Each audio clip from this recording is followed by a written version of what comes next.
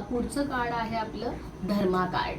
तर धर्मा कार्ड आलं, तुम्ही टॅरो करता तेव्हा जर धर्मा कार्ड आलं तर काय सांगायचं? धर्मा कार्ड आल्यावर आपण काय समजायचं? तर कार्ड जेव्हा आपण पाहतो किंवा कार्ड विषयी जेव्हा आपण विचार करतो तेव्हा फक्त ते एकच गोष्ट नसते त्याच्यामध्ये कलर असतं, त्याच्यामध्ये नंबर असतो, त्याच्यामध्ये चित्र असतो. मग या तिघांचाही वेगवेगळा अर्थ असतो. मग 2 नंबर धर्मा कार्ड काय दाखवतो आपल्याला? 2 नंबर आहे.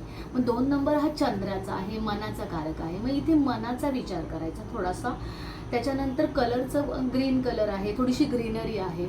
मग तुम्ही नेचरशी कनेक्ट व्हा. त्याच्यानंतर फोकस पाहिजे तुम्हाला. ज्या कार्यासाठी तुम्ही हे टॅरो केलेलं आहे त्या कार्यासाठी तुम्हाला फोकसची गरज आहे. त्याच्यानंतर थोडासा समुदाय दाखवलेला आहे बघा इथे. मग तुम्ही थोडंसं समुदाय म्हणजे लोकांशी कनेक्ट व्हायला पाहिजे. मग कनेक्ट होऊन जे काही निर्णय घेता तुम्ही ते निर्णय योग्य होतात. म्हणून धर्मा कार्ड आपल्याला थोडंसं कुठलंही कार्य तुम्ही करताना थोडंसं संथ गतीने जा. अगदी घाई गडबड करू नका.